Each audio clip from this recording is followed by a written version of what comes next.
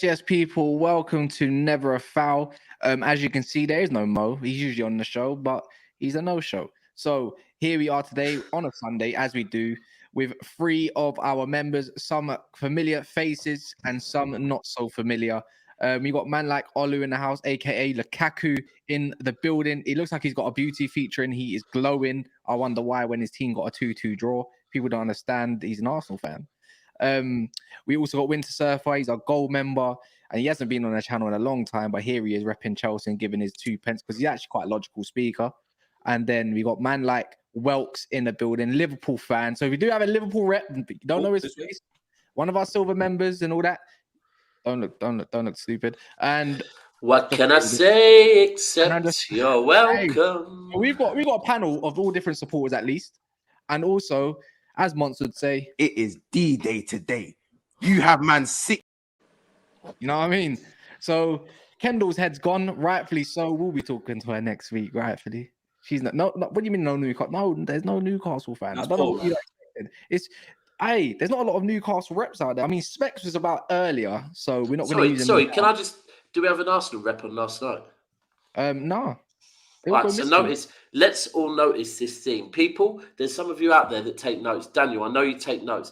Take notes of the people that do not turn up when their teams lose. Yeah? Because I'm telling you now, getting hold of people when their team loses becomes a lot more difficult than when their team wins. Wait, who lost? Who lost? Well, listen, at home, a draw is a loss. Don't act like it isn't. At home, a draw for you, man, is a loss. But it's cool, innit? You, man, I'm sure you're going to come on with the same confidence that Gal had last week and even this morning. He had a positive confidence that, I heard it all. I sat there giggling away, saying, this. No, but it's a good thing because it means we'll come together as a team. Get the fuck out of here. You needed to be on the show, Daps, man. Look, I'm sorry, yeah.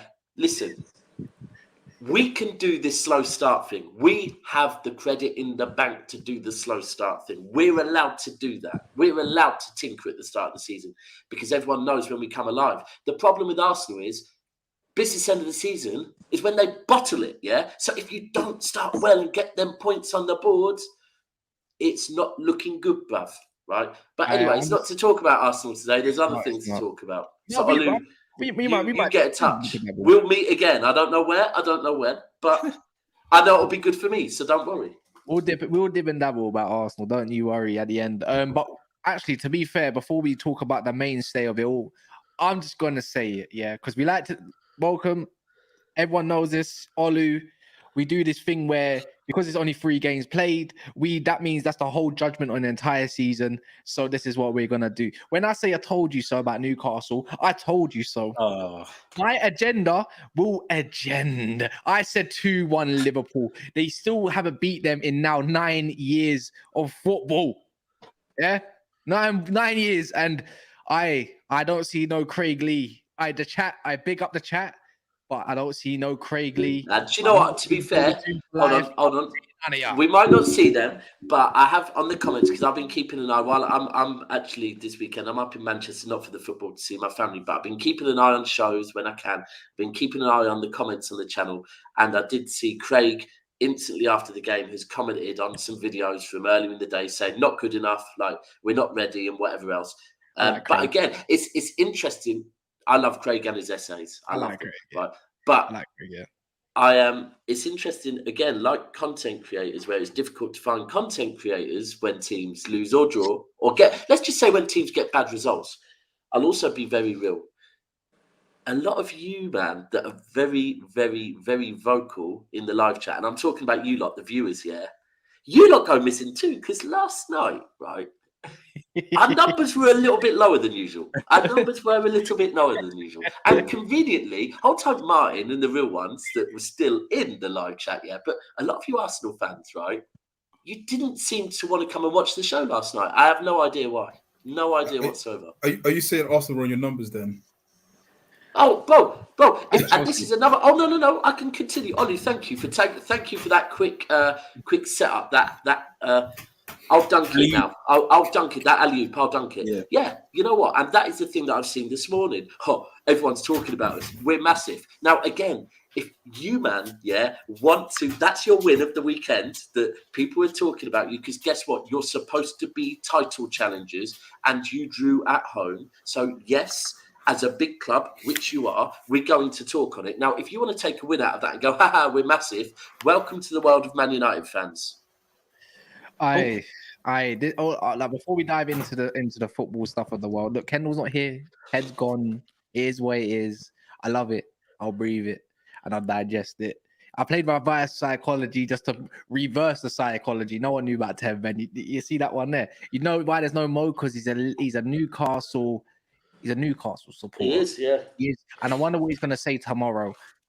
Trust me, flip-flop Mo will be back. But yeah, you know what? But I don't want to talk on Liverpool first, so I'm going to save the juicy bits till later. Make sure you smash the like button. 115 likes, over 700 people here. You know what to do if you haven't done so. We'll be crediting Liverpool. I ain't got a bad thing to say whatsoever. But we're going to talk. Oh, there's a lot of bad stuff. Oh, there's a lot of bad stuff. No. Hold on, Cass. Can I address the likes so quickly? Because again, that's another thing I've been noticing. It says 700, about 750 of you in here. Over the weekend, I've noticed the numbers have been good, but the likes have not reflected the numbers. So this is a Daps monologue, right? People, I have to ask you politely, please, if you're watching this right now, if you do what I say right now, we won't have to ask again. But I have to remind you, the reason we ask for likes is because it helps the channel more than super chats, more than anything else. It pushes us out to new viewers, not just now, but when the show ends. It will push us out and let other people come back and watch this and watch the great panel of guests we have on this week as well, to help them as well. So please, if you're watching this, just take 30 seconds out to find the like button. It's a thumb. And press it. And now, Cass, sorry, you can continue. But I'm actually going to start with City first. Foden didn't play because of illness and stuff. I'm going to start on that because I know majority of the time we would start on this, but I want to get out of the way a little bit. And standard performance, or was it not standard performance in you guys' eyes? They nearly got a draw out of it, but it goes to show City what they're about and what it means when Pep's not actually on a touchline as well. I don't know if you guys watched the game earlier. Who put your hand up if you watched the game? Did you? Yeah, I watched parts of it. Yes, I saw it. I watched the second half because I was out for dinner with my family, but I watched the second half. I saw a lot of people twerking, and I think a lot of people knew that somehow, in a way, City were going to claw this one and get the win, I think. And even if you get overly gassed, you can't write them off or whatever. But Arsenal fans in the bin, man, I can't lie. Rodri came clutch. And I'm going to state this now. Is he or is he not the best midfielder in the world? Oh. I had this conversation with Wilkes earlier. Yeah, for me, because I know there's the best six in the world. I think that's not debatable. Then there's currently is he the best midfielder in the world? And I think when we say currently, we're not meaning the last 3 games. We're meaning the last 6 to 12 months. As a DM, he controls the tempo of the game. Defensively, he's solid, and he's turning up clutch, not just in games like today, which he turned up clutch in big games. He won us the Champions League final, right? Yeah. 2 days after celebrating, he jumped on a flight to Spain, and then I don't know if I think he scored in one game, man of the match in the other, or something like that, and won them that Euros tournament. For me, he was player of the season last season for City, right? Haaland got the goals, of course, as the goal scorer, he's going to get player of the season. For me, Rodri was the player of the season last season. For me, Rodri was the player of the season last season as well, the season before that. But, it's always going to be based on goals, assists, and those final passes. There's more to the game than that, man.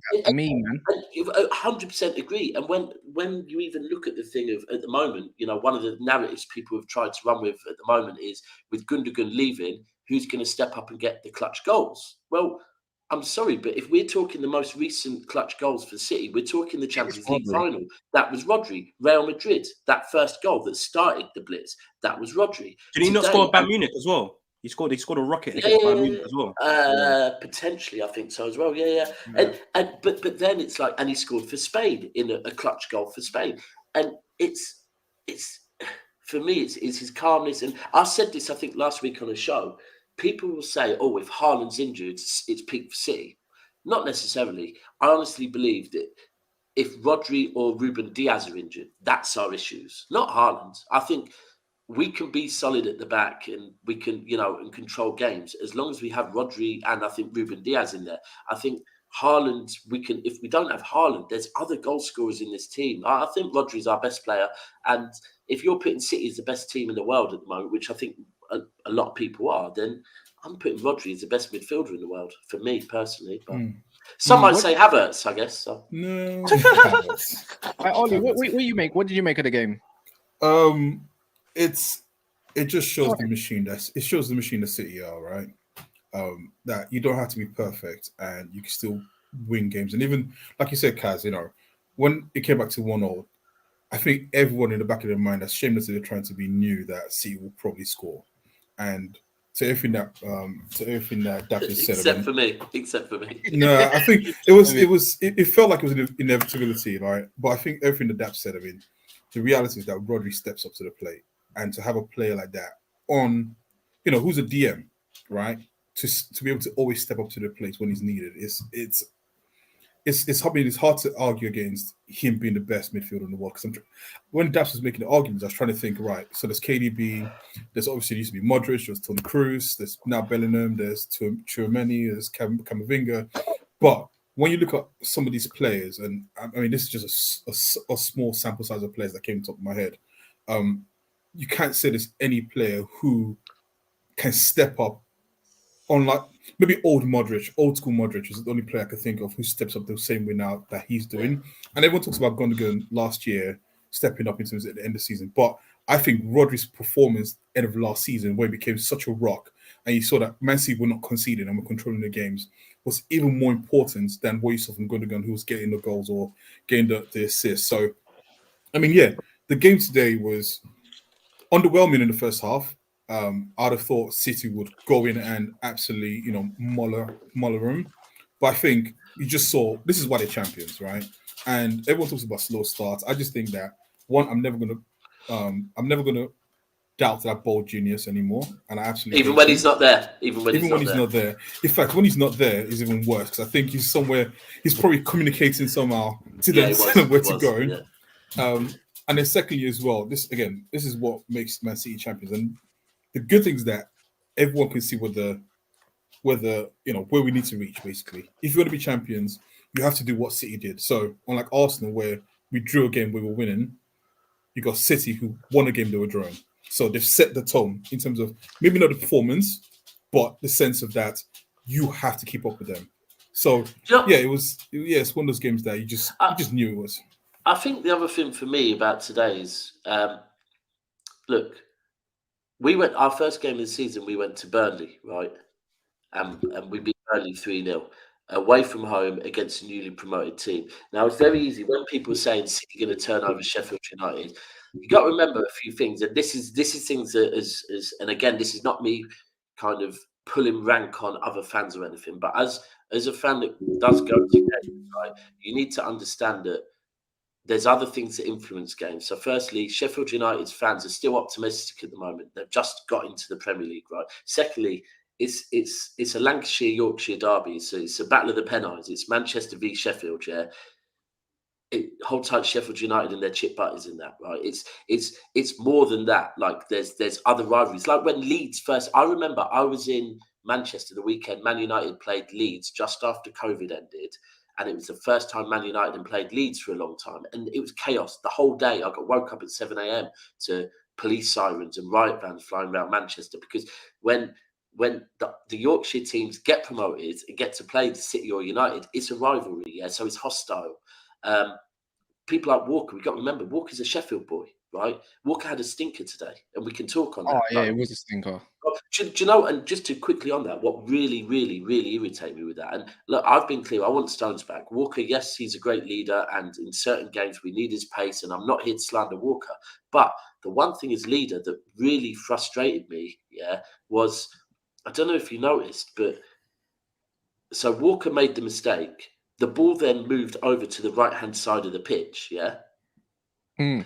And it's still By the time the goal went in, the camera went on Walker. Walker was still on the floor. Right? As a captain, if you've made a mistake, what are you still doing on the floor? Like, I've criticised Mendy for doing that back in the day. If you've made a mistake, why are you lying on the floor and watching the game continue? Get back and get in position as quickly as possible. So, look, I think that was a bad one from Walker. But yeah, there's other things. People will think Sheffield United's an easy game. It's not, especially away from home. Of course, at the Etihad, I would not be saying the same. But having to go to Sheffield United, it's an old school ground without the manager.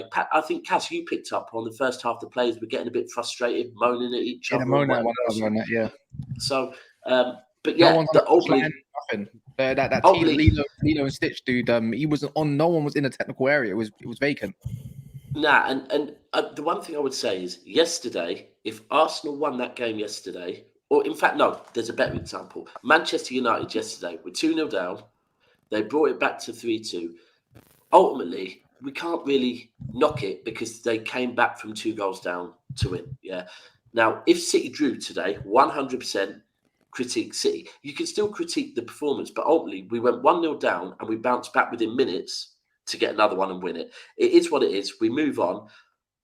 This is not going to go down as one of City's best performances ever, but we have the credit in the bank that, you know what, we can do this because we know this is our 4th game of the season, whereas others it's their 3rd game of the season, whatever else. The squad's still a little bit thin. I'm happy with the result and we keep it moving. I haven't blown no one away. It's not going to be the team performance of the weekend. That will probably now go to, for me, Liverpool, Chelsea, maybe. Chelsea's result was a good result. But yeah, we keep it moving. And Villa. We'll go to Villa. Villa were good as well. Yeah, Villa, you're right. You say Mo, man. I'm saying, who cares, bro? Man City, even if they start slow, everybody else is shit. It's as simple as that. Yeah. Am I wrong here? What, are you let down by football this weekend? No, because it was all right, actually, because I actually thought that Man United and Arsenal would lose, and I would laugh a little bit, but the Man United won.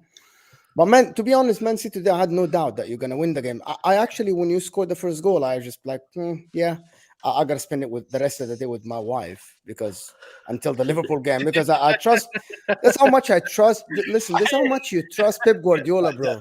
Yeah. Seriously, it didn't matter. You know what I mean? No, when the first goal went in, I said, City's going to score again. I just moved off. I just went, all right, me too. Because I was in a coffee shop and my wife was like, what are you watching? I'm like, oh, Man City are struggling. It's going to be a good night.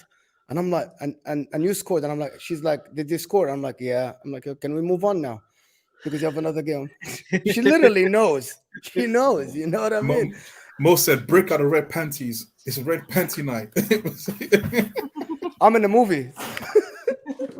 No, but seriously, listen about Man City. I saw the lineup, and I saw people are not happy about it. They wanted Foden in. Foden was sick. Foden was ill, to be fair. I'm like, is that my FPL, bro?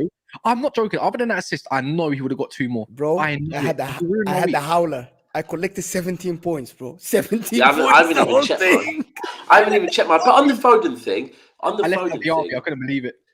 Martinelli coming out my team ASAP. When you saw the lineup, did you think you're gonna struggle to create against a low block a little bit? Because there's no tricky player there. Yeah, I think that's a valid point. That's the other thing to speak on, the low block. And bro, because we've been trying. Look, I would. I feel like at the moment with Arsenal fans, if Arsenal fans see teams play a low block, they might be like, oh, here we go. Do you know what, bro? You just get used to it. Like, I can't say, oh, God, this team's going to play a low block. Most away games, we play against a low block. To be frank with you, a lot of our home game, pretty much every single home game, we play against a low block. So I don't look at games and think, oh, this is a low block team we're going to struggle here. But the trickery was not there. Did you think the trickery? I think Kovacic was still good. He was your best player for me. I thought the letdown today was there was one guy. I thought Bernardo could have been better, and I thought Grealish could have been better. Other than assist, don't get me wrong. I thought the wing play didn't. But that assist was genius, Cass. That assist was cold. Genius, bro. That's the difference, right? Put it high up in the air. The Grealish, yes, spot on. Not even that, bro. The way he took on, the way he waits for players to commit themselves as well is brilliant. But I just think, man. I just think with Kovacic, just to speak a bit more on him, because he's going to be a player that I know, not you, Winter Surfer, but I know there are some Chelsea fans that will say, oh, he's coming in as the Gundogan replacement. He's not going to get the goals that Gundogan gets. I don't think he's been... Look, Pep and City's scouting team don't just go and go, oh, that player, he was part of a Chelsea team that won a Champions League. Let's go and buy him. They know what his qualities are, right? And for me, his ball retention's unbelievable. His ball retention is so good. Do you know what, Daps? One of the things I noticed when Kovacic played next to Rodri is that freed up Walker and Gvardiol to move up forward without worrying, because there is another midfielder there to cover, because he covers a lot of ground. And I think, to be honest, if Man City get a Cancelo-like player on the right side with Kovacic, not like someone with more output up top, because Gvardiol, I thought when he moved up with the ball, he was creative. But what you do there is, we've seen that before with Cancelo. Last season, when Cancelo was playing on the left and Grealish was playing on the left, it didn't work, bro. Like, a player like Ake is perfect. Yeah, for me, I would rather see Ake on the left, because last season, Ake and Grealish had a great chemistry where Ake is never in the space that Grealish wants to occupy. Cancelo wants to be in the space that Grealish likes to occupy. And it's just, you've got to... the things I looked at the team ultimately was Foden missing. But the key is, this season, for all the Foden haters and the Saka lovers and whatever else, is Foden has to land and Foden has to do this, Foden has to do that. He has so far. He's started really well. He was out today. It was a cold. He came on. He influenced the game, right? So we know that, and this is the thing, I always say that I think Pep is a little bit more demanding of Foden, a bit like a dad, because he's watched Foden develop, so he demands more of Foden. And he's always said that he will always make Foden work to be in the team. Foden's never going to just, because you're Phil, you're in the team now. Yeah. And performances like today, when he's come off the bench and again impacted the game, even while not feeling too well, it's just another one to make Pep go, okay, well, you know what? This guy's earning his place. And that's all I can see from this. But what if people in the chat wanna slander Grealish? Hold on. Let Whitney go first. Yeah, they're slandering Grealish. Yes, of course. They do, of course. Just a couple of things. With Kovacic, I always think, don't watch how he plays for Chelsea, watch how he plays for Croatia. And that's where you get the best. You see the best of Kovacic. Yes, really good. You want to know what type of play you have. Second of all, you're probably going to sign Nunez, right? Yeah, that's looking hopeful. How does that change then the dynamics of the team, I suppose? Because he's more of a, I think he'll carry the ball more than, say, a Kovacic in this team. I don't know if they'll play all three of them at the same time, like a Nunez, Kovacic, and Rodri. No, they won't. I don't think so. He'll probably rotate with Kovacic, really, won't he? I think, do you know, another thing is that apparently in the summer, Rodri had a bit of a chat with Pep and told Pep, since I've arrived at City, I've played a lot of games, not just for City, but for Spain as well. And the idea of Calvin Phillips last season was to free up Rodri a little bit.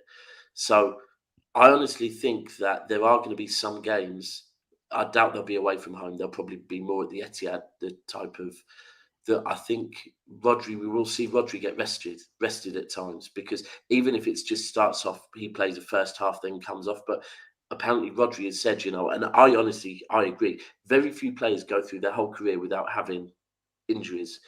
We don't want to do to Rodri like other teams have done to their players and run him into the ground. So I could see maybe potentially Kovacic. He's irreplaceable. He's irreplaceable. Yeah, and I think Kovacic... What are you saying? Are you saying Kovacic will play in that six then? So let's say Rodri comes off. Who's playing there? Kovacic or Nunez in a City six could work, bro. Alongside Stones, it could. Yeah. It'll be it really could. And you've got to think Stones will be back probably after the international break. And I think with Stones in the Walker role, between those three, and it sounds mad that I'm saying between three, but I can't fully. It will probably... They could. And I get that Chelsea fans will tell me Kovacic can't do the six role. The way Chelsea play and the way City play is very different, right? Totally different. He plays it for Croatia. Watch how he plays for Croatia. It's what Rodri is not your Nigel de Jong. He's not your normal six. Like, yes, he's good defensively, but Rodri's strongest, well, his goal scoring is pretty damn good. But his strongest point is his tempo setting, his passing, his carrying the ball forward, his recycling. If it doesn't work down the left, the ball will work its way back to Rodri, and Rodri will find a new way to attack. And that's something that I think Kovacic could do. I think Nunez could do. And then it allows Stones to move forward if he's inverting and kind of be that little bit more kind of direct with his runs and whatever. So, yeah. Yeah. Let me move on anyway. I've got loads of these super chats that came through at the start of the stream. Omar, one of Mo's favorites, says, "What did I tell you about? It's best time to play Liverpool." And then he says, "Game after game shows how window is important. I'm pissed." DZU, remember for being for 1 month, says, "Big up, never a foul." Everyone liked the video. You heard him. 307 likes and counting. We want 500 minimum, going on to 600 if possible. So double check that for us. 1,000 of you in here. We're going to be moving on to Liverpool, the juicy part, I suppose. Benny Yag says Sheffield didn't have a shot until 75 minutes, and if it wasn't for Walker, yet another clean sheet. This defense is stepping up because of Guardiola. That really pissed me off, by the way. Don't need to blitz teams anymore. On Friday, I was waxing lyrical about Chelsea getting a clean sheet, and anyone that came on, I was telling Don when he was going, 3.3 goals, I was saying no. Focus on the clean sheets because I love clean sheets. I absolutely love clean sheets. And that today really, really pissed me off. I'm not gonna lie. Bro, really City are like on a different level. They're thinking about clean sheets, not winning. Sorry, clean sheets in front. Listen, people are saying Chelsea have the record. Different world, bro. Bro. That's a different universe over there. But Chelsea, there's records. With what we're doing at the moment, we want to take every single record, And this Chelsea one of 15 goals conceded in a season, I could have seen that, but today that mistake makes me think we ain't getting that. We need to get rid of those stupid little mistakes. I think that the way modern football is now, even if you're the best defense, you're not going to concede less than 15. Yeah, I hear you. It's a hard one. That's one of the hardest ones to break. I wouldn't even. If I was the team, I wouldn't even focus on that. I'd just go. No, I'm not. I've told you, by the way, the two things, because someone listed a load of records City could break this year, and I'll be very, very clear with you with what I want this season, right? And there's 100 points. I do think City potentially could get 100 points. We could also do the number of games won on the bounce. Yeah, I think we could do that. But there's only two things I want this season. I want the 4-peat. And I want to retain the Champions League. Yeah. That's what I want, right? All this, could we win everything? We could, but the two that I really fucking want, is that 4-peat and the Champions League, retaining that. They're the two that I want. So, yeah. Sorry, can I just say one thing before we go? Of course you can. Yeah, I was going to say, so I've seen, well, first of all, before the 15 goals, guess who held the record for the least amount of goals? Chelsea? Can you believe it? It was actually Arsenal, 17 goals. Crazy. Ali saw that recently. I was like, wow, we actually considered 17 goals. Anyway, the point is going to be, man. That ain't it, man. I just wanted to mention Arsenal. That ain't it, had to. Bridesmaids again. There we go. I was going to say something. Some people say Kovacic or Nunez in the 6 doesn't work because they're not defensive midfielders, and I think sometimes people forget that. I think they play FIFA or they play Football Manager where they think a defensive midfielder has to be just running around breaking up play. When you're Man City and you have 75% of the ball, you're probably not going to need a traditional Makelele style defensive midfielder who just sort of sits there and does nothing all day and never goes past the halfway line. So sometimes people need to sort of change their mindset in terms of when Pep is building the team or building a system and is bringing in players, he's building it in a specific way, and sometimes you just have to let the genius play out and not try to sort of second guess what he's trying to do. Pep's not going to play those two away at Anfield. You know what I mean? He's going to play Rodri. Exactly. Yeah, we're going to move on to the juicy part of it all. We're going to talk on Mo's favourite team, Newcastle, getting battered, even with 10 men. I wouldn't even call it battered, to be fair. I'll call it neutralised with 10 men for all game. But you know what, Wilkes, you might as well. You're the Liverpool fan here. Yeah. You speak your death wish, however you want it. Well, we're talking about the good, the bad, the ugly. Which one? Which one are we going for first? You want it all, mate. Pause. All right, let's talk. How dare Klopp play like that? How dare him? How dare him? Because the football, was horrendous. And then at the same time, I'm looking at it. I'm thinking, raw. Trent, obviously, Trent was a foul. That was a foul on Trent. Obviously, referee doesn't give it. Cool, whatever. Kicks the ball out. He shouldn't be doing that. Whatever. Cool. Then obviously he does the barge on Anthony Gordon, And I can see what Newcastle was trying to do. They were trying to attack our fullbacks. All right, cool. And obviously, because like the new Matip as well is a liability as well. He doesn't have the pace. And when you're playing against like a Gordon, he done it against us when he's playing at Everton. Like I think last season as well, he was tearing up Trent, and he did it again. Bro, listen, bro. After Trent, after how many minutes was it? 6 minutes of Summit. Trent was on a yellow card and a final warning. Yeah. Bro, I'm attacking him. I'm attacking any fullback that is, let alone it being Trent. And then when they score, and that was also Trent. Yeah, it's like, this guy needs this guy. But what? Every game, mental toughness. He Yeah. He didn't commit a foul after that one. Yeah, he didn't commit one. But this is the conundrum as a Liverpool fan. This is what you think. Like, how can we best utilize Trent? Do you get what I'm saying? Everyone talks about he gets exposed at right back, and we obviously seen what he done in midfield. But what is the best way to utilize this kid in it? Because there's so much talent there, and so much talent that he can do. Like if you see for the second goal, he's the one that zipped in the ball. But I think for Elliott to do like the 1-2 with Salah. So in my head, I'm thinking, cool. Like we need to think about what we're doing with Trent. But that performance, whether or not that was a red card for Van Dijk, right? Listen, I don't know what the rules are in football nowadays. So if you think it's a red card, it's a red card. If you don't think it's a red card, what do you mean? I'm sorry. No, don't do that. What do you mean, bro? It's a straight thread. He took his legs out. The guy was going to score outside the 18. Don't do that. Fair enough. But Mo, so before you move on, can I just say one thing? I've just had the whole time Sonny Walker. He watches the channel, He's a Liverpool fan. He's a guy called Sonny Walker. He's just messaged me saying, what you saying? Still not worried about Liverpool, Nunez. Bro, after watching today, I'm even less worried about you. What? Because you got to win. You think that I'm now worried about you, man? No, don't do that. Don't do that, Daps, as well. Don't do that. Don't do that. Because I remember watching you time ago. You had chest for when he came to Anfield, and we won that 1-0. No, I've never had chest. No, bro, you're lying. I think we gassed you up. We gassed you up. Oh, you've watched the channel for a while, then. Yeah. I'm involved. I'm locked in. Cool. Don't play with me. Don't play with me. But that's right. So that day, it was last season because we started the season where you started badly, and it's Cass and Ty, and I was if you asked them about behind the scenes, I was like, bro, I know about going Anfield. Trust me. I don't know about behind the scenes. I'm looking at the scenes. Oh, right. So let me be very clear. I could tell you our record at Anfield better than you could tell me my record at Anfield, I still have not forgiven Mahrez for missing a penalty that could have won us our first ever game, with fans in the ground since I don't know when, right? Yeah, no, I hear that. But Cass and Ty gassed me into a moment where I actually believe we could go to Anfield. However, and if you watch enough, you know that I'm someone that still believes that Liverpool can go on a run and if they get the right players and this and that. But, bro, respectfully, right now, you are not it. And do I fear you in the Premier League? Hell fucking no, bro. Like, not even, and this is not behind the scenes. This is everywhere. You, man, just because Nunez scored 2 goals in the second half. It's not because of Nunez. No, bro. It's not because of nothing. I'll tell you, because of your whole team, I could not give a shit about Liverpool. You, man, are not bro. Tottenham and them man can worry about you, not us.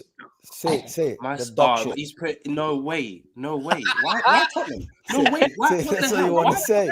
Say what you want to say. The dog shit. What? Why Tottenham? You're fucking shit. You're fucking shit. You're fucking shit. I mean, bro. No, Peter, you're a Man City fan. You have every right to say that. I can't lie.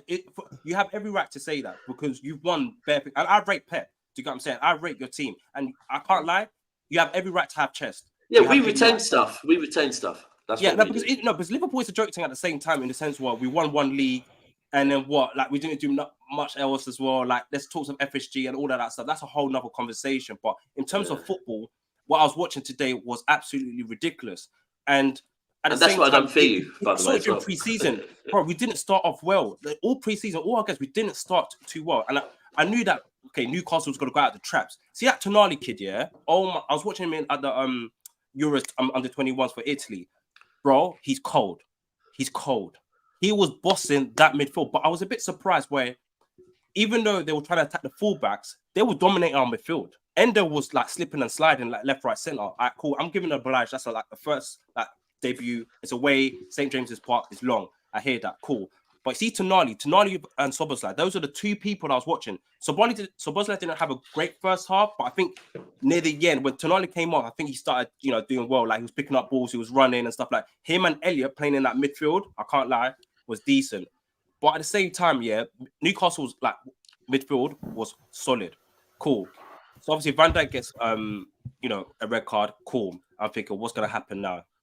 Weirdly enough, as well, it's like Bournemouth as well. We did okay with 10 man, but why are we doing okay with just 10 man? Like, what is going on? It's nothing. What is that? Whose sound is that? No, that was me. It's gone now. It's gone now. Sorry, that was Summit. I don't know what that was. Yeah, but no, it was very strange. And I want, like, the thing is, I was questioning, why is Newcastle not trying to get the second goal? Because in my head, I did think, if Liverpool try and catch these guys on counter-attacks or some sort, then boom. But at the same time, that only came until when Nunez came on. I wanted Nunez to start. I wanted Nunez to start as well. But at the same time, bro, it's peak for Liverpool. You what? Bro. You what? Yeah, wait. So there's a couple of... Did I hear this right? Did he say he wanted Nunez to start? Yeah. But my stocks are heavy. No, I hear him. My stocks are heavy Nunez. No. I said the exact same thing. No, welcome. I said the exact same thing, by the way, yeah. I said against the Newcastle team, what's going to hurt them more time, right, is going to be probably a Luis Diaz and Nunez type situation. And I also said someone like Curtis Jones, but he was just an injured, because I'm thinking of counter-attack. And what did we see today that was successful? Counter-attack. You're right, Cass. You're the only one, Cass. Okay, so here's the difference. Cass is one of the people. Me and Cass thought that Newcastle would dominate the ball and Liverpool would do counter attacks or get the ball from them in the midfield. Every Liverpool fan told me, no, we're going to St. James Park to dominate Newcastle. We'll have the ball. No. Those are false Liverpool fans. But you know what you know who I'm talking about. They don't watch the game. But Liverpool, that's not Liverpool's best way of playing. Never has been.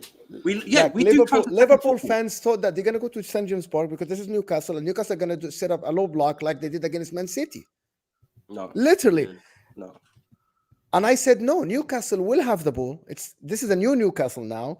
Mm-hmm. Liverpool should hit them on the counter or try to press them high. But even when Liverpool tried to press them hard, Newcastle were okay. Yeah, but there's always a switch. There was always a switch. Yeah, exactly. There was always that Trent side switch. And that's the beauty of Trent. Even Robertson's side. I saw like on Trent's side, there was, I think, Joe Linton and what's his name, Gordon, kind of helping out. Yes, double. Tonali on the left with attacking Robertson's side. Bro, there was always a switch on either flanks. So possession where we would never get. But to be honest, Liverpool. There's two ways to look at the game. Let me just say that there's two ways to look at the game. It's either you treat Newcastle as a big team, so that means you give Liverpool credit for coming back. You give Liverpool credit, or you say Newcastle should not be dominating Liverpool even with a man. There's three ways. There's three ways. Okay, what's the third? The third is a bit of both.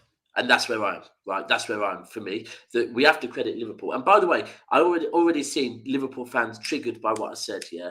And maybe some rivals triggered by how disrespectful I was towards Liverpool, right? You are not watching football at the moment if you think that I'm delusional for saying what I just said, right?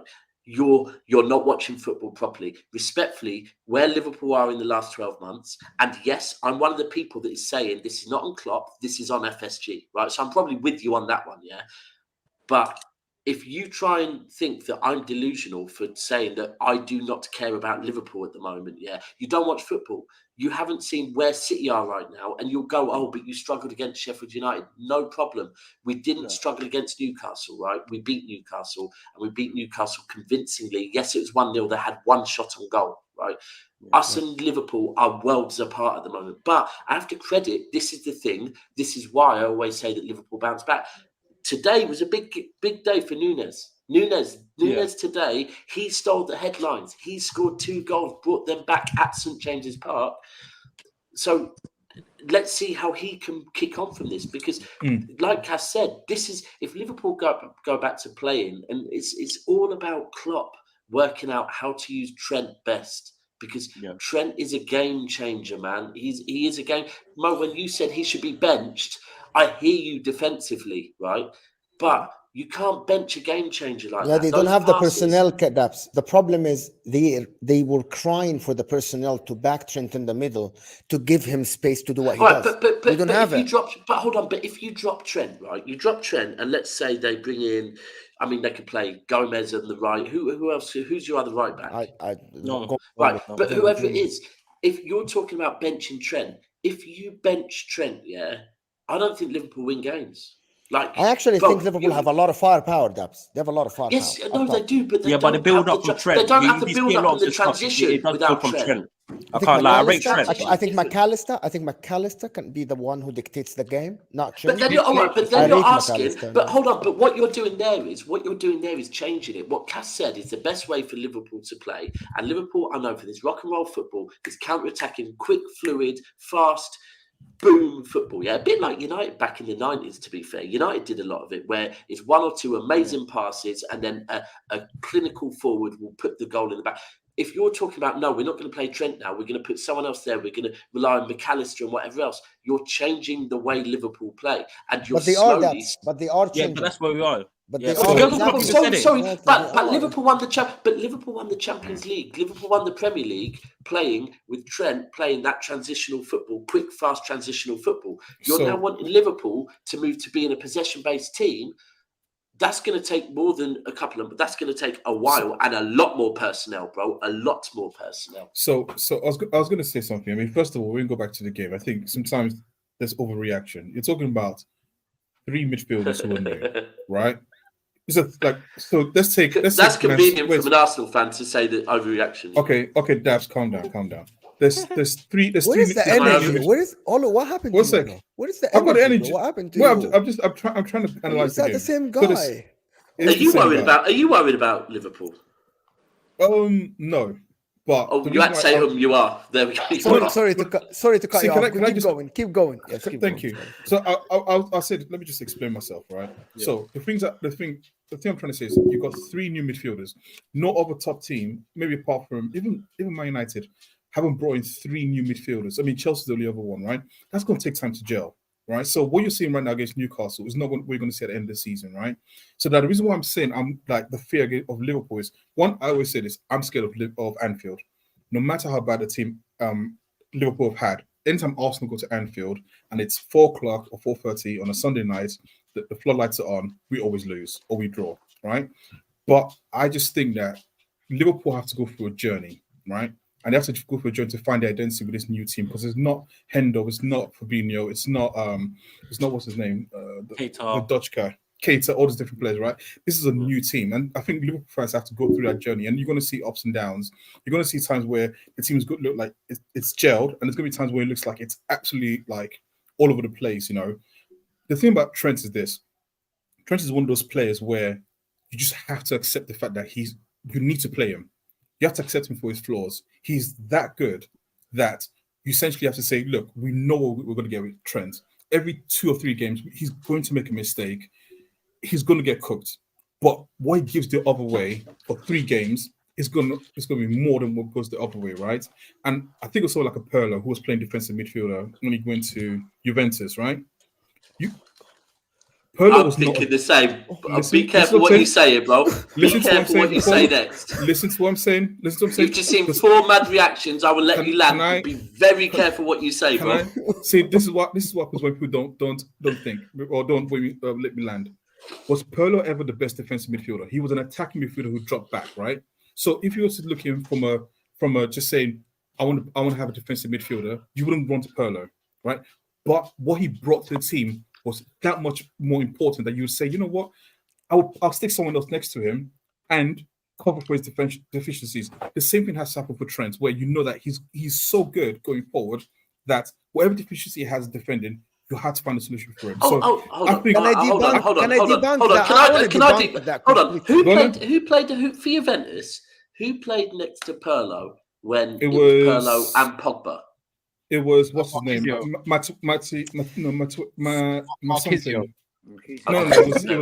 was the black guy from France. Pogba. No, I'm joking. No. He also played. Yeah. Matuidi played next to him. Can I debunk what you just said? Number one, can I ask a simple question? Was Trent better as a right back going forward behind Salah, or is he better as a midfielder? I think he's better as a right back. Thank you. That debunks the whole situation. Done, over, competition done. I didn't say put it in midfield. That's not what I'm saying. That's what he's doing now. That's what he's trying to do with him.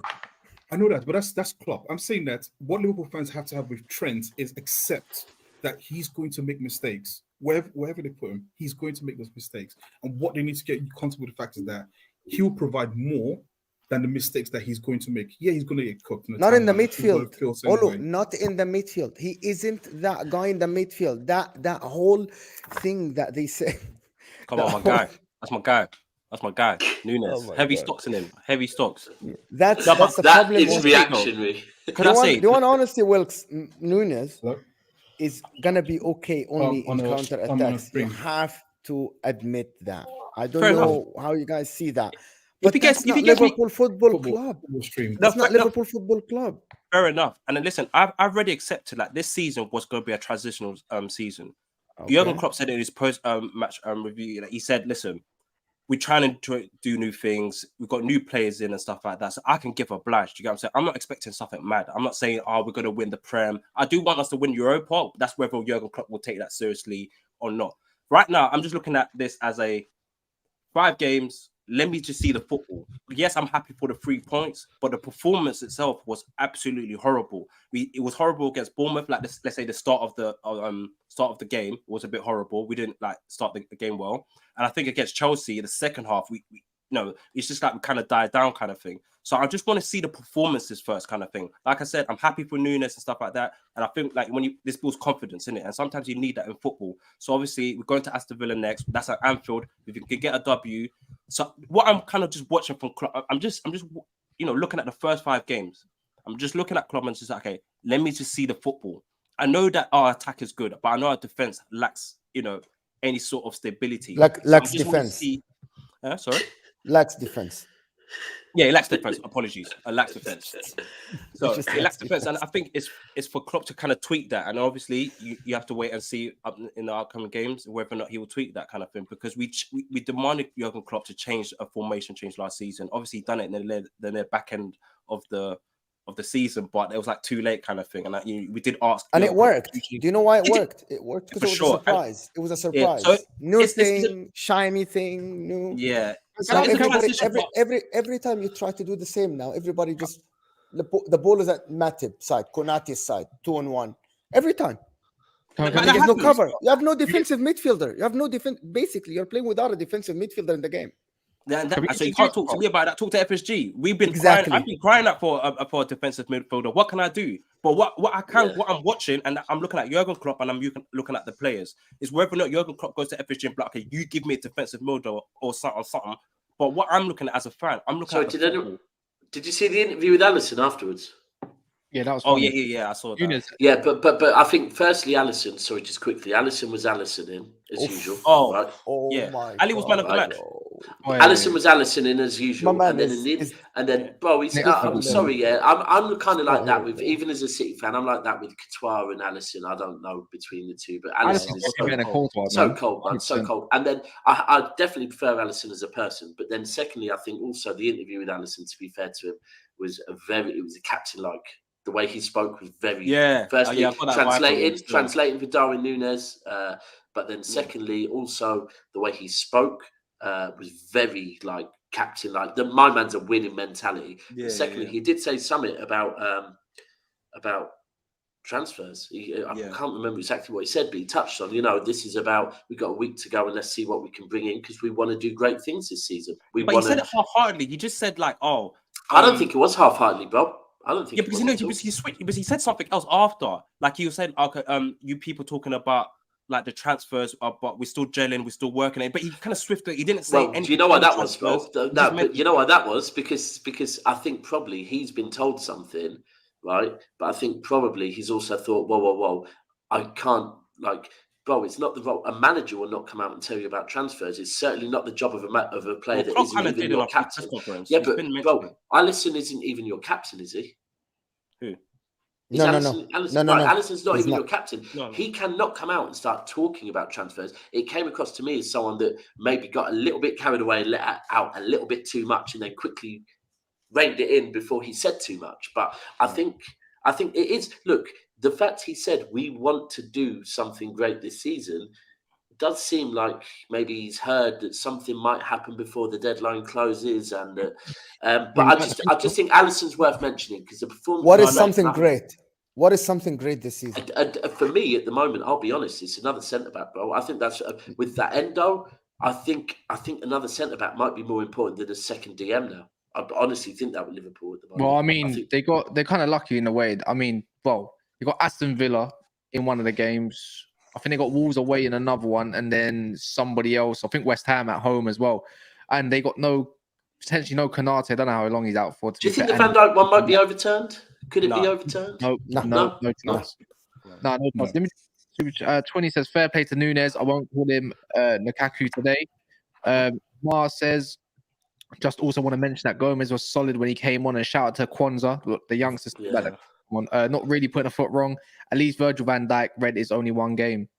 Oh, what? No, maybe it's 3 games. It might be. No. Might be. No. It's not violent conduct. It's not going to be 3 games. It's definitely going to be 1 or 2 games. Yeah. Only violent conduct gets 3 games. Oh, is it? Is that the change? I don't even know. See, I don't even know the rules these days. Isn't it violent conduct to if it's maybe your second or third, then it's longer as well? Yes, but that yellow that red card is going to be 1 or 2 games. Yeah, it'll be 1 or 2. One game. And I think it's going to be 1 game at least. Oh, let's see what Ollie Watkins has to say and Leon Bailey in that next week. Although they are reporting that he questioned it or mouthed off, so that they might. Oh, that's very true. He was. He was very mouthy, bro. He was way too mouthy afterwards. Yeah, agreed on that. Tumper says Liverpool unbeaten, holding midfield. League ain't settled yet. City aren't on smoke yet. After international break, picture will become clearer. That's a really good super chat. Just glad Liverpool are on a 14-game unbeaten streak. I hear that, but if the football's not great, then what is it really then? Yeah. Because if there was another team could have capitalized. That's what I was thinking at Newcastle. Like obviously Almiron hit the post as well. There was a few chances where Gordon could have had a chance. Harvey Barnes came on. Harvey Barnes screwed up big time. He should have passed it to Callum Wilson. Pass. So I was like, in another team, Cass, have you seen this? What is it? Who is it? Amrabat. So Manchester United have been in the market for another midfielder, but club sources say if Sofran Amrabat does not leave Fiorentina, if does leave Fiorentina, it's unlikely to be for Manchester United. Who said that? Samuel Luckhurst. Yeah, I don't believe this guy changes his mind every 10 minutes. Changes every mind every 10 minutes. Interesting though, isn't it? We got 5 days. Well, apparently, this McTominay might be going on loan to Bayern or West Ham. By Munich. Van der Beek's got other suitors that want him on loan as well. That's all we need. I'm Gucci anyway. So Bayern aren't buying; they're loaning. They're loaning. And apparently he's going back. I think they spent all the budget on Harry Kane. Here all week, ladies and gentlemen. Ollie did not like that one. Hey, if Bayern Munich end up getting McTominay on loan and we get Gravenberch the other way, I'm gonna scream. And he wins the Champions League.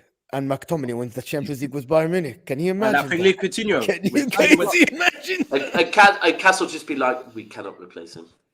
Samuel Luckhurst, you cannot, as a United, you cannot believe anything. He reports based off feelings. He's not a Man United. Are you worried, Cass? Are you worried? I'm actually not, I'm actually not. Like, genuinely, I'm actually not. Because I'm going to believe what Damasio said yesterday instead. Amrabat soon come, yeah? So when people ask us why we're like talking about Liverpool, like, this ain't about Man United. All right. I want to move on to the juicy part because I've heard everything about Liverpool. The thing is, Newcastle. It's such a Liverpool thing, to go beat a big team and then go lose or draw to a smaller team at home or something like that. Like that's too no. Let's get on to the juicy part. Where is the slander for Newcastle, bro? Mo, Olu, anyone? Please say something before I push. I gassed them up. Listen, bro. I thought Newcastle are bigger than what they actually are.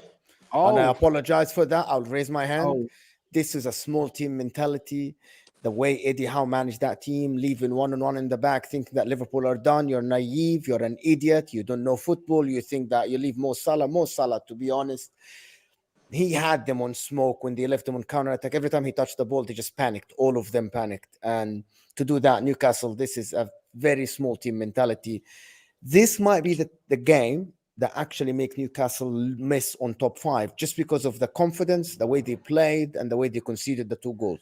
And also the injury for Botman, because we saw how Dan Burn is awful as a centre-back in that back line. He's very slow. He cannot do it. This is, to be honest, I didn't expect Newcastle to lose the game because they had every chance to win this game, maybe 2-0, 3-0. Liverpool was shambles, to be honest. You want to praise Liverpool for coming back. Jurgen Klopp did everything right, held back, didn't want to touch the ball in the second half. He's like, you can have the ball all the time. But Newcastle, to be honest, should have finished this game. And this is a small team mentality. You know, when small teams play big teams and they go 1-0 up and then they don't finish the game. Yeah. That's Eddie Howe's boyfriend, bro. You need to be careful. You never do that. That is weird, bro. Why is that weird, bro? This is weird, bro. That's a turning point, that I said, you know what? See that? Yeah, don't wind them up. Yeah, don't. Yeah. You can't wind up Klopp up. You can't do it. No. He can't. He has the last laugh, man. That's the moment I wanted Liverpool to start winning. I said, you know what? This guy is way over. You're a number 2, bro. You're shit to piss. You are number 2. But hold on. We have to understand his role. His role is to do that. But I get it. But that's his role. His role is to do that. You never. Hold on. I agree. When Pep last season at Anfield got up, I think we got a decision went against us. Pep stood up and started trying to get the crowd up. You don't do things like that, yeah. But the reason why he does that is so that Eddie Howe does not get drawn in. So Eddie Howe can concentrate on the game and just let. But unfortunately, his shit house did not work today. Bro. So Eddie, it's literally so Eddie Howe knows if anything's going on, Eddie Howe can stay focused on the game and deal with the tactics on the game. Yeah, but that's if he was a gaffer, would you have a number 2 like that, just always up in your ear kind of thing? Oh, bro, listen, bro. It's planned as that. I hear if it's planned, bro. Listen, bro. It's one of them things where like you'll see go and watch if you're a shrewd businessman in certain situations, you like to have someone that is hot-headed next to you that will deal with any badness that needs to come around. They deal with the badness while you stay level-headed and focused. I get it, but unfortunately, I just think Klopp's that one person, The Klopp and Liverpool, that's the one thing another positive I'll say on Liverpool is don't do them type of things with them because that makes them not come alive. Right, Klopp gets a bit between his teeth. You see how Trent was passionate in the corner flag? He was excited. Man's like wearing captain armband, fist up. That's the thing, though. It's like So what is Newcastle? Someone tell me about Newcastle. To be honest, I was going to say football comes a bitch, right? Football comes a bitch. I would wait till after the game. And Cass is right. Their record against Liverpool is shocking, right? I wouldn't test anything or do anything, even if I'm 1-0 up against 10 men. I wouldn't do anything because it's just going to come around to bite you. But Eddie Howe's substitutions today were just weird. They were just, I mean, he thought he won the game on the surfer. He thought he won the game already. Yeah, I know. He literally thought he won the game already. Well, when I saw Longstaff, I said, "What's going on here?" He took Gordon off, kept Almiron on. He took Isak off. And put Wilson on. He took Tonali off, who wasn't booked. I don't know why he took Tonali off. Don't give me he's still adjusting to the league crap. You know what I mean? I just don't believe it. And then you're right. It was either arrogance or it's like a small club mentality where we're just going to hold out. Even though we're against 10 men, we're just going to hold out for the 1-0 win and try to. Like he was back at Bournemouth. I'll say this, right, and. I think Newcastle played the occasion. They didn't play the game, right? And it sounds very cliche, but when the red card happened and the crowd got loud, the players and the manager should have calmed it down. They should have said, it doesn't matter. It's still 1-0. It's still playing against 10 men, control the game. I feel they G'd themselves up too much, right? And the minute the first goal went in, it just deflated them, right? It looked like someone just let all the air out of the balloon. And I think the Newcastle's transition to becoming one of the bigger boys will be, and again, you saw with Arsenal, we conceded in a game where we shouldn't have conceded when we were against down 10 men. So I'm probably not the best person to be saying when was that? Right when now. Was that? Okay, Daps, you can again calm down. But the reality is this. Right. The reality is this, right? To become one of the bigger teams, to become sort of that mainstay in terms of the Premier League, you have to be able to control the emotion of a game. And I think the problem Newcastle have. Are you there yet? Hold on, are you there yet? Daps, can you let me talk, please? I'm just asking you a question. Are you there yet? We're talking about Newcastle, we're not talking about Arsenal. Okay. So again, calm down. Sorry, my bad. the difference, the thing that Newcastle will have to learn, and Eddie Howe's going to have to learn as a manager, is going to be that in terms of, and again, you can have his barking dog on the sideline in terms of doing all those things, but he needs to be able to say, look, we've got enough time in the game. We need to go and kill the game. We need to be surgical with it. And I think they got too emotional and they became way too. They got way too. I'm too waiting much for into it. That's the how we emotional did game. against Crystal Palace. I'm just waiting. It's coming. Oh, no, It's coming. that's not. No. The Crystal Palace game was a different game. I'm just waiting. I'll put this. If on the Crystal Palace game, if they had Louis Saha, we probably would have lost that game. If they had Louis Saha, we probably lost that game because he was that good for them. But that's a different game. That's a different situation. Let's just talk about Newcastle because I think that's what we're talking about right now. Oh, is that what you want to talk about? I'm intrigued because the way you're talking is like, I'm just intrigued. Is Arsenal level of Arsenal landed, or Arsenal there, and Arteta's there, and Eddie Howe needs to catch up with Arteta, or who's again? We're just teasing you, bro. I know, but I said on this thing, and sometimes you say like, don't get sensitive. I'm an Arsenal fan who's old enough to see my team win leagues, so I know what it feels like to be in that position. Of course, we're not there yet, but the fact of the matter is this. Let's just talk about Newcastle. Let's talk about that, and we want to talk about Arsenal. Okay. No, it's fine. We're talking about. No. Hold on. It's fair. No, it's fair. Did you just compare Arsenal to Man City? No. Do you know what I'm going to do? What I'm going to say is, do you know what, Olu? You're right. Let's leave because we are talking on Newcastle. I know Castle will definitely want to wax Liverpool on Newcastle. Olu, I'll be fair to you. Let's talk about. Let's talk about Arsenal when you win a game because I understand you don't want to talk about Arsenal when you don't win a game. So let's move on. That's not disingenuous because last time I said, "Oh, hold on, explain what you mean by disingenuous." You're not going to come on here and use buzzwords. What do you mean by disingenuous? Disingenuous means basically you're not. No, not what does it mean. How are you using it right now? I'm using it in the sense of last season actually when we lost to you, when Arsenal lost to Man City, you said I didn't duck the smoke. Right, Storming, calm down. Are you going to keep moving the goalpost, or are you just going to be there just trying? Yes, I am. Carry on. Let's move back to Newcastle. Come on. I'm joking. I'm playing, Bo. You know I'm playing with you. Come on. Is anyone worried about Newcastle in the Champions League? Because obviously, a much better side in the Champions League. Do you think Newcastle can obviously obtain that Champions League? Like, what are you guys saying for Newcastle after seeing this? Because I think they should have buried their chances, but they didn't. Do you think they need extra few players? But that's a really good point. There's no. No transfers, like no more transfers coming in. Right, so let's talk Champions League. Champions League is big nights, right? Big nights at St James's Park. Totally get it. It's like Anfield on a Champions League night, different gravy. Today, when it's a big game in the Premier League, like I can tell you now, I'm one of the first to say City against Brentford at home, Everton at home. The atmosphere is not all that. City against Man United at home, Arsenal at home, Newcastle at home, Liverpool at home. Right, Chelsea at home is different, right? And in Champions League is different. Today was the day that I would expect Newcastle to be able to win this game, especially down to 10 men, because it's at St James's Park. So if we're going to say, St James's Park on Champions League night is going to be different gravy, then, and they're going to be unbeatable because of the crowd. Sorry, it was 10 men Liverpool today. Liverpool not in their best place at St James's Park, and they didn't handle that. Look, let's be real. I'm not here to slander Newcastle. I think Newcastle are getting better and better. I'm a fan of Eddie Howe. But at the moment, like Olu said, to be fair, they ain't handling the pressure too well. They're not. And if we look at last season, if we go back to last season, Newcastle's worst form of the season last season was around January, February time when they got to the Carabao Cup final, became focused on that cup final, didn't turn up in that cup final under pressure. And then once that had gone and the pressure had dropped off, they became good again. So at the moment, the hardest thing for Newcastle is the pressure. So are we saying that Newcastle played bad today? Is that what everybody's saying? Second half, no. Second half, not so good. First half, but I thought it was weird because they didn't bury their chances. Like I said, I think Tonali, Joe Linton, and what's his name, Guimaraes were playing very good in the midfield. They will dominate our midfield for sure. And Gordon, I think Isak. I was worried about Isak. I can't lie. I think he's cool, but quiet, man. Yeah, he was very quiet. So I was a bit. Almiron had a few chances. Trippier was okay. Almiron's a donkey, bro. Almiron's a donkey, bro. What, you don't rate Almiron? Listen, did you see? Forget that dribble. See the dribble that he did. This moments Almiron gives you that. But you see the easy chance he just like skied that ball, like it was just the easiest chance in the world, coming to space. This is what a donkey footballer, bro, like gives you like that good moment, but then comes the easy chance, it just skies it.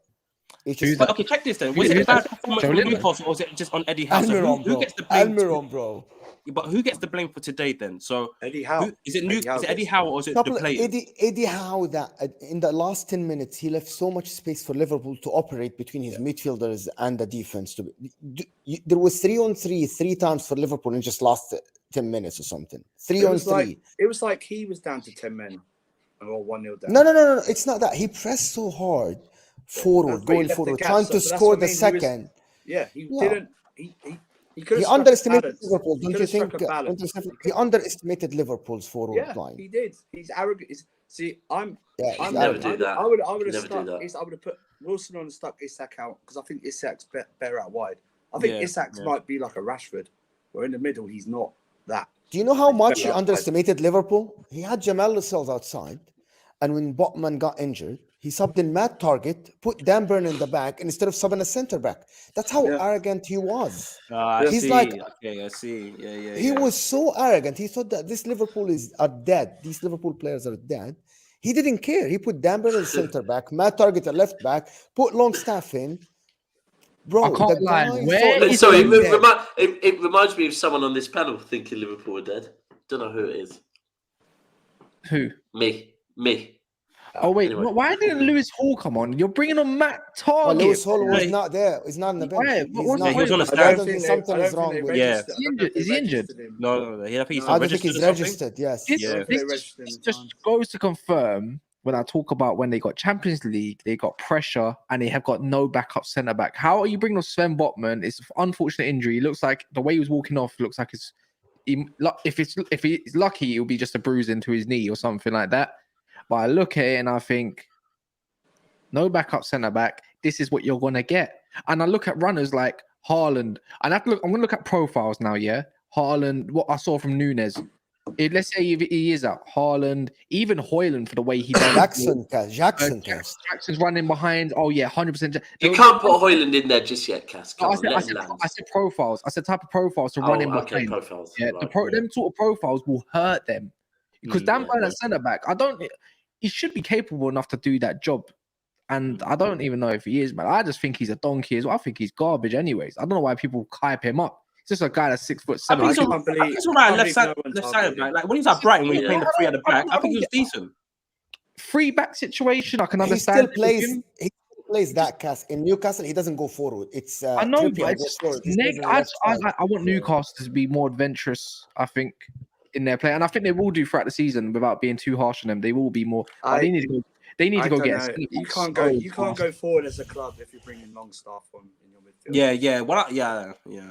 Just slow, man. He had a decent day against Salah, but I saw Salah having a bit of a little bit of fun. But Jurgen Klopp handled the game well. I thought actually Liverpool would come out the second half, try to press, run, and try to get the ball from Newcastle, but they were like so comfortable sitting in the back, telling Newcastle, you can have the ball as much as you want. We'll wait for our moment. It's only 1-0 down. We don't want to go 2-0 down. And the moment came twice. So credit I would have changed it. Jurgen Klopp, because I literally never thought that Liverpool would sit back. Yeah. 10 man, Liverpool will go press full on, try to get the ball.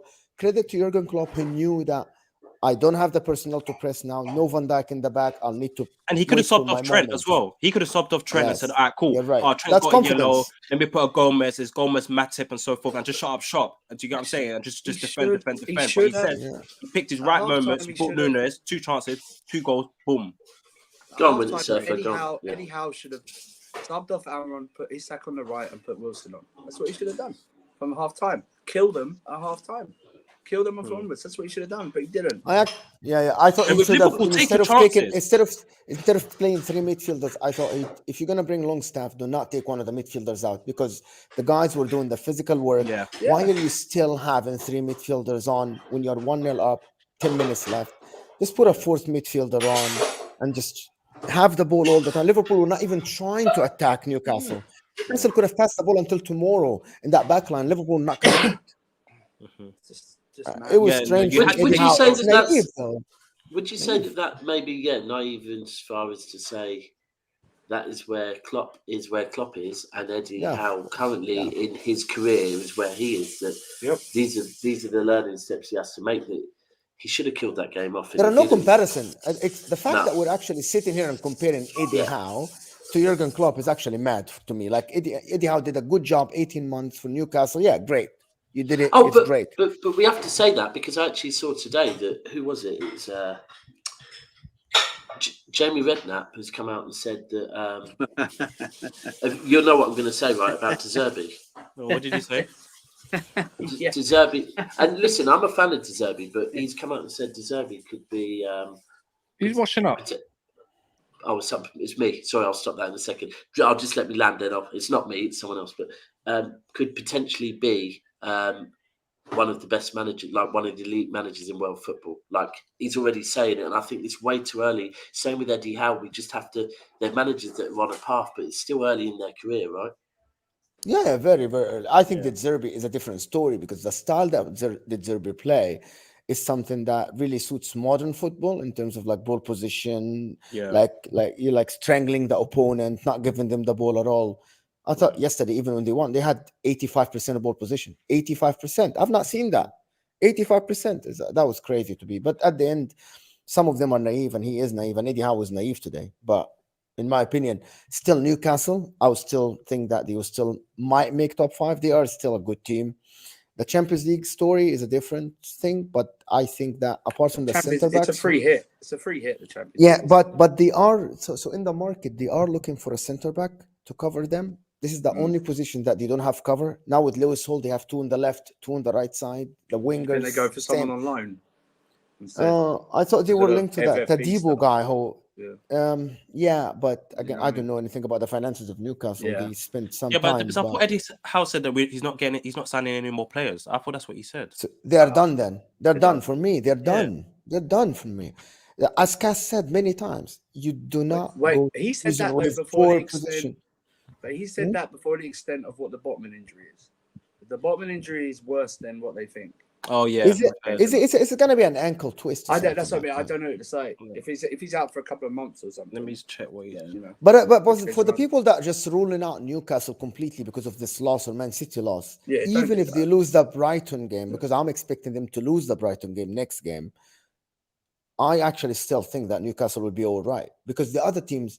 I'm looking at Liverpool today and I think, yes, you did it tactically good, but Liverpool aren't scary. They're not a scary team. Like, I don't think they are like scary team. I think they'll beat like Brighton. Man United.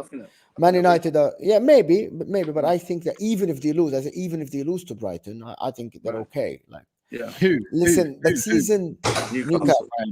I was going to say, if you said Man United, I was like, what?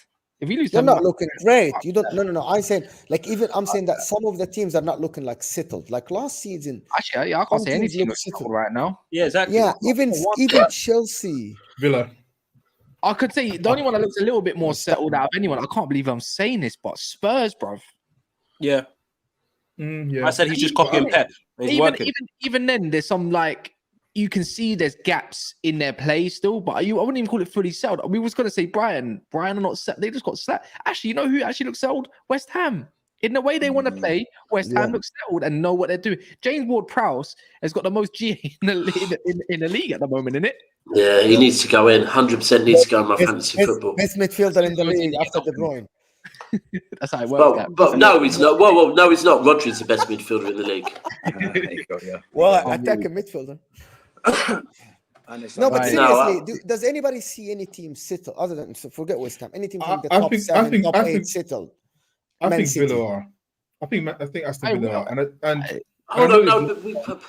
Come on, bro. We've got to remember the first. We've got to remember the first week of the season, bro. Come on. I know that. Olu.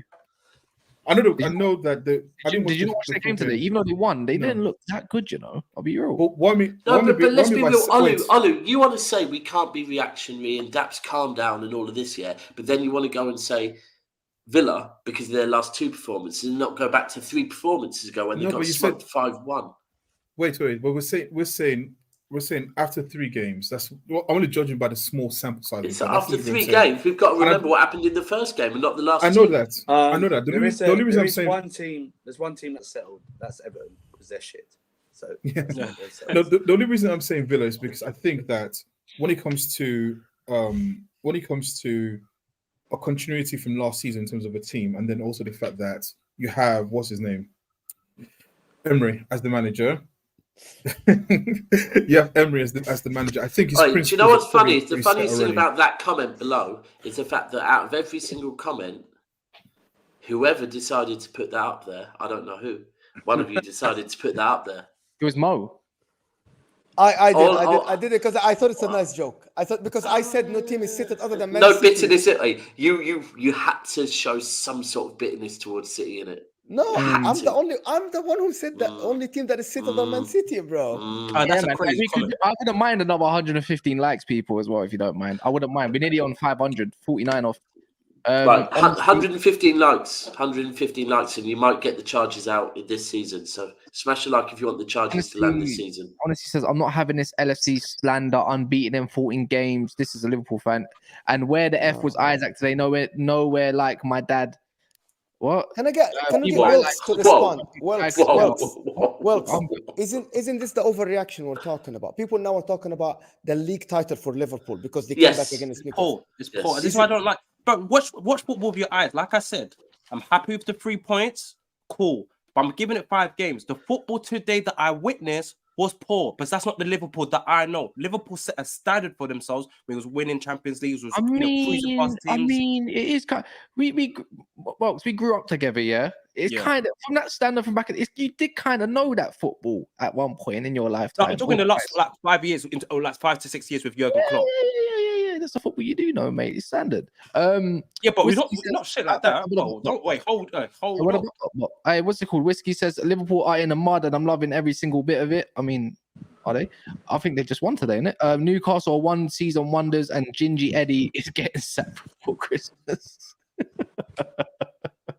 A Typo Lion says, "Is Eddie Howe a big enough manager to take them forward? If not, who is?" I mean, Jason Tindall clearly wants that job. Also, they need to start splashing the cash. Some statement signings. Well, I got told Tonali was, and Harvey Barnes. Omar says this 10-men W shows Klopp he doesn't need a high line. What counter? So now we're gonna credit counter-attacking football, but when it comes to my manager, you don't credit it. Wow. I must say, do you know what? It's funny because obviously, me and Liverpool fans have had this back and forth for not last season, but for the last probably 4 or 5 seasons, yeah. And last season, do you know what? It actually made me think with the way that briefly when Man United had that very brief good spell, and then the way that Arsenal fans were most of the season, it made me think, do you know what? Liverpool fans aren't that bad, you know. Compared to Arsenal and Man United fans, Liverpool fans aren't that bad. Today's reminded me, yes, they are. Yes, they are. 1 win, and all of a sudden they're back. They're back. I never said we're back.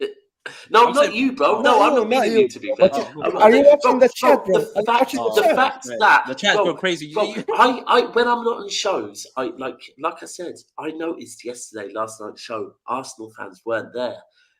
I've just briefly gone on my phone and looked in the chat. There's Liverpool fans I haven't seen for about 6 weeks, right? No. And I've watched today. They're back, and and the funniest thing is they haven't subtly came. It's not like they're trying to slowly creep back in. And hi guys, haven't seen you for a while. How are you? They're back, going. How can this City fan talk about us like this? Imagine if they battered Newcastle. Imagine if they. If we battered Newcastle, it would be a different story.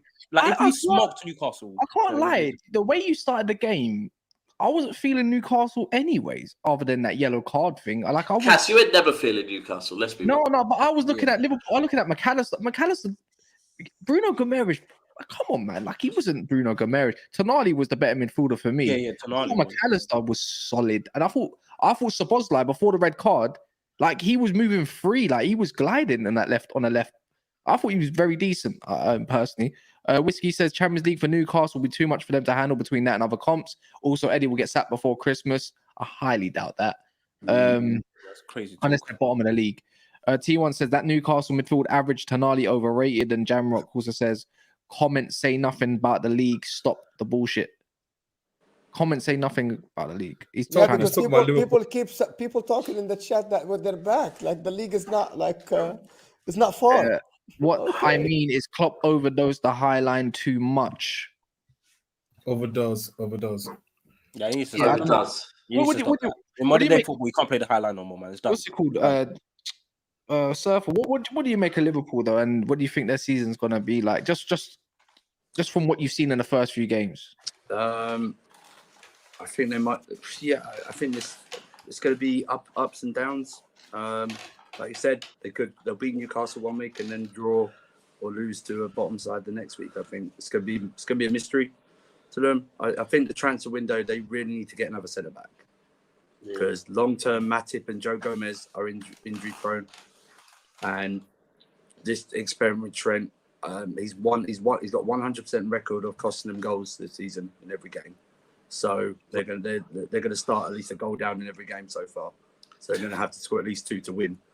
But if they get that defensive midfielder, another one, I think they've got the best collection of attackers in the league. If Salah stays as well, so they'll probably win most of the shootouts. But they need to sort that midfield out though and get a proper DM because I don't think Endo for the whole season. Klopp's gonna really trust him to do his job. So unless they sort it out, it could be an up and down season again. So yeah, it'll be interesting. Other than that, though, man, I'm gonna wrap it up there. Winter Surfer does have a channel for some of you Chelsea fans that don't know. It's in the description below. You can see it's called Casual FC. So definitely check his channel out. This is Welcome's first time on the channel, and actually, I think on YouTube alone. And Ollie, some remember his face, and some people don't remember his face. But get used to it. I mean, one day he'll upgrade to a gold member so he can appear on the channel a little bit more. But Lukaku must do Lukaku things and betray. But yeah, man, do your thing. Support Mo's here. We'll be back tomorrow. Kiss the badge. Kiss the badge. Lukaku, kiss the badge. Yes. Next time we do a panel show, the transfer window will be over. I'm signing for Juventus more. See what I'm saying, people. This time last year, he was nonce. It's a Lukaku joke. It's a Lukaku joke. Yeah, of course it is. Was nonce a joke as well?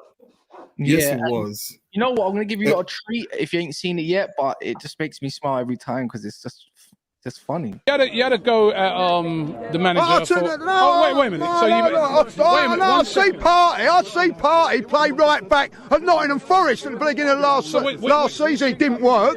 When you saw that was gold. That was gold yesterday. That was back to his best yesterday. Love it.